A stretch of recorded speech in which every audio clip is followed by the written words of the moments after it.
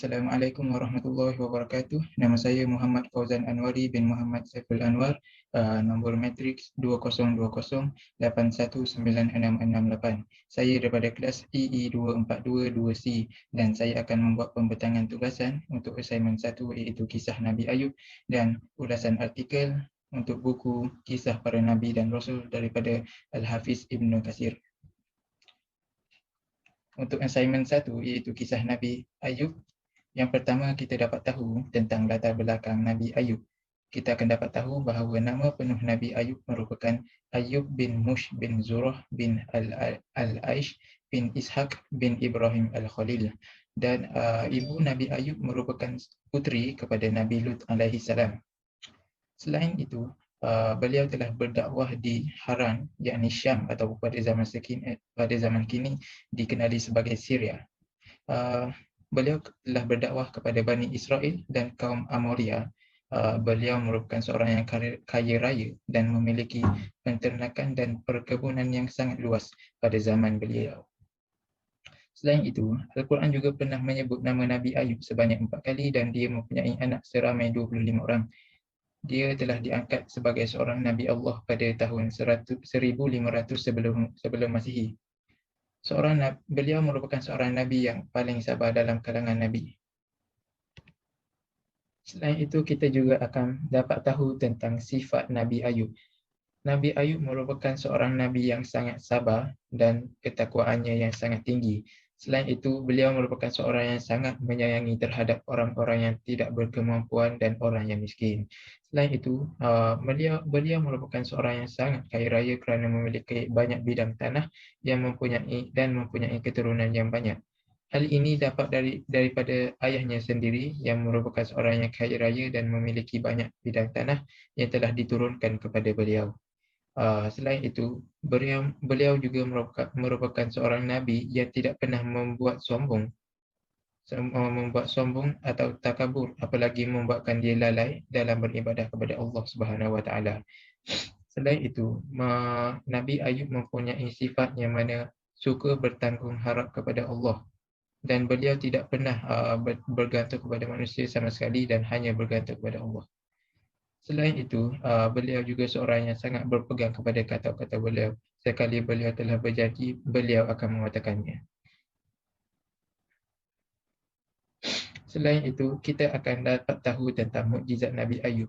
Kita akan tahu bahawa mukjizat merupakan sesuatu yang telah diturunkan oleh Allah kepada Nabi Ayub, kepada Nabi untuk menunjukkan tanda-tanda kebesaran Allah Subhanahu Wa Taala.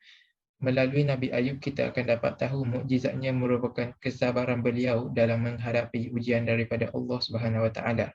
Antara ujian yang telah diberikan kepada Nabi Ayub daripada Allah ialah anggota tubuh badan menjadi lemah kecuali jantung, hati dan lidah yang mana selalu mengucapkan zikir kepada Allah. Beliau telah menghidap penyakit yang sangat teruk yang telah diberikan kepada Allah sebagai ujian kepadanya sebagai seorang Nabi. Selain itu, akibat daripada penyakit itu, beliau telah dijauhi oleh kawan-kawannya dan dipinggirkan oleh negeri beliau sendiri.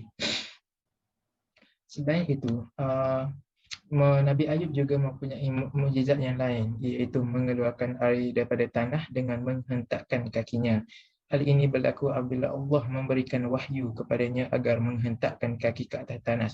Dan air yang keluar daripada tanah itu dapat memberi kesembuhan kepada penyakitnya yang dihadapi. Selain itu, ketika mana beliau, Nabi Ayub, mempunyai wadah tepung di tangan kanan dan mempunyai wadah gandum di tangan kiri, Allah telah mengirimkan 2 gumpalan awan dan memenuhi emas di atas wadah tepung dan memenuhi uang di atas wadah gandum selepas dia sembuh daripada penyakitnya. Selain itu, cabaran dan dugaan yang dihadapi oleh Nabi Ayub alaihissalam.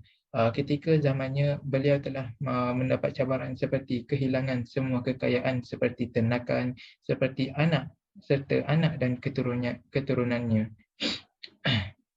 Namun, walaupun telah diuji oleh Allah seperti itu, beliau tidak pernah mengeluh kerana dia yakin bahawa semua harta, keturunan dan anak beranaknya hanya dimiliki oleh Allah Subhanahu Wa Taala dan telah dipinjamkan kepadanya dan berhak untuk mengambilnya kembali. Selain itu, antara dugaan yang dihadapi oleh keluarga Nabi Ayub ialah isterinya telah dibuang kerja kerana takut penyakit yang dihidap oleh Nabi Ayub itu merebak dan menjangkiti semua ahli-ahli pekerja yang berada di tempat bekerja isterinya.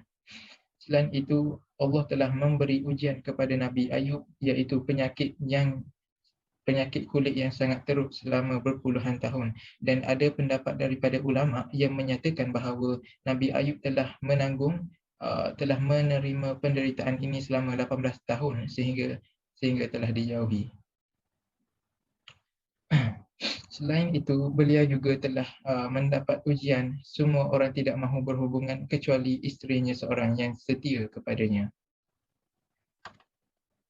Melalui aspek penyebaran agama, kita dapat tahu bahawa setiap Nabi ditugaskan untuk menyebarkan agama, dan Nabi Ayub telah ditugaskan untuk menyampaikan dakwah terutamanya kepada isterinya.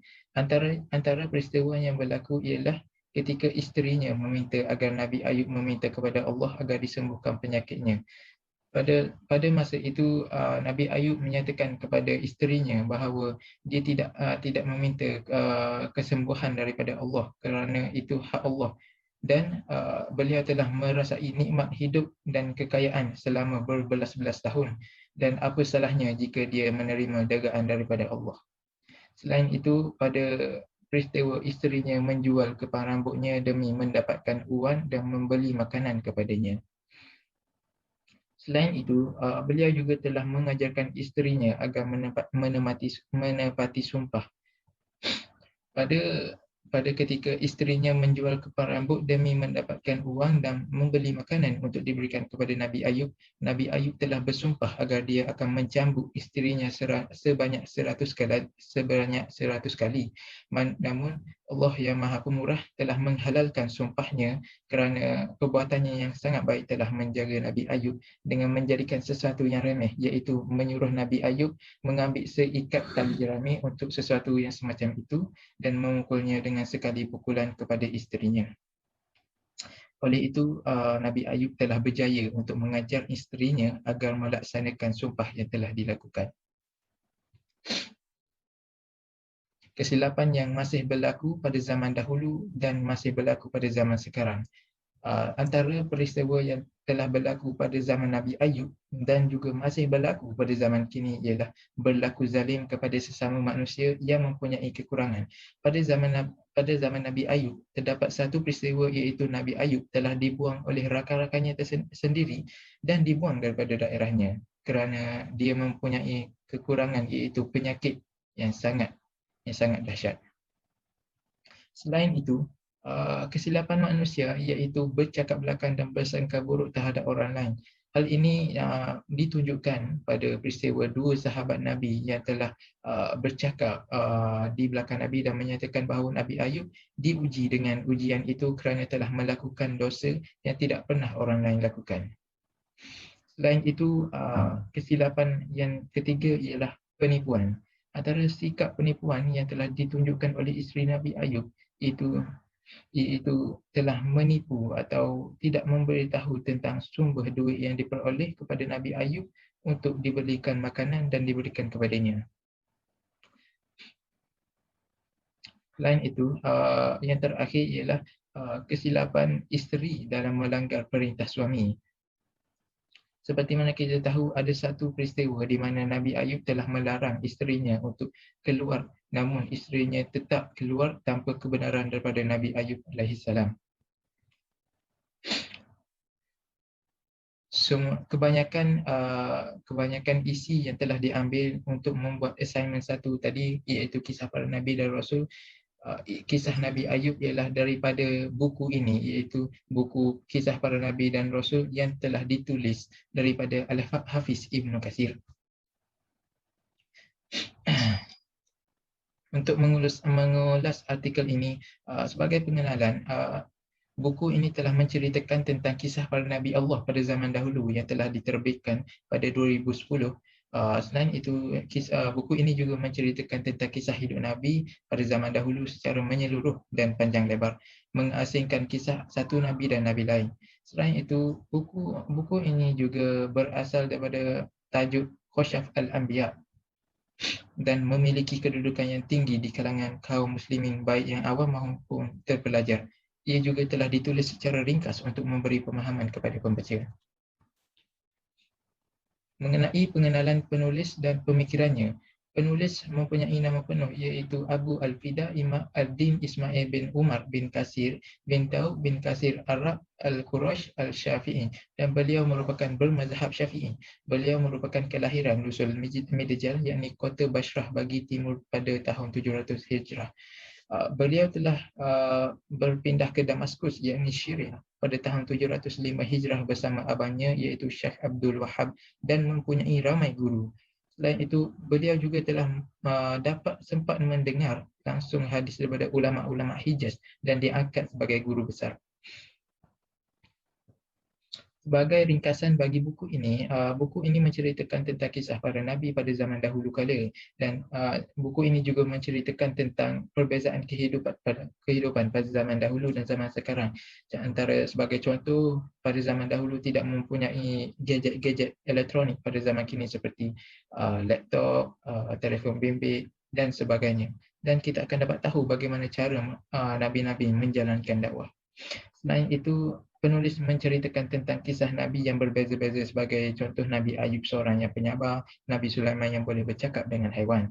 Selain itu, menceritakan latar belakang Nabi, dan kita akan dapat tahu tentang nama penuh dan nama asal Nabi seperti Nabi Ayub, Nabi Adam dan sebagainya. Selain itu, buku ini menceritakan tentang dugaan para Nabi, menceritakan akibat kepada kaum seperti kaum Nuh yang telah dilanda banjir yang dahsyat. Menilai kekuatan, kelemahan dan sumbangan buku. Sebagai kelebihan buku ini telah menyediakan informasi yang terperinci mengenai setiap kisah para Nabi, dan selain daripada itu menceritakan tentang watak dan plot yang penting. Selain itu, kita dapat memahami kisah Nabi yang mungkin terdapat berbeza pandangan daripada ulama. Sebagai kekurangan untuk buku ini telah menggunakan penggunaan bahasa Indonesia yang dapat memberi kefahaman yang berbeza kepada pembaca yang baharu. Sebagai contoh, jika ditukarkan bahasa perkataan itu secara kasar, mungkin akan memberi makna yang berlainan. Selain itu, buku ini dapat memberi maklumat baru bagi pengkaji. Antara ilmu atau maklumat yang baru bagi pengkaji ialah dapat pengetahuan atau ilmu tentang biografi para Nabi dan Rasul. Dengan melalui perkara ini, pengkaji dapat mencintai para Nabi dan Rasul melalui sifat terpujinya. Kerana melalui buku ini juga menceritakan tentang sifat terpuji Nabi. Selain itu, kita dapat menjadikan sifat terpuji Nabi sebagai contoh tauladan yang mana mampu membentuk kepribadian yang menarik, kepribadian yang baik. Jika kita terapkan kepada seseorang daripada kecil, insya-Allah kita dapat membentuk kepribadian yang baik ketika seseorang itu sudah besar. Selain itu, kisah setiap Nabi menyebarkan agama Islam. Pengkaji dapat mengetahui kisah-kisah para Nabi yang berbeza-beza cara menyebarkan agama, dan kita akan dapat tahu tentang kesusahan para Nabi dalam menyebarkan agama. Selain itu, kita sebagai penerus agama, kita perlu meneruskan tugas para Nabi dalam menyebarkan agama, sebagaimana ayat Al-Quran, iaitu amar ma'ruf dan nahi munkar.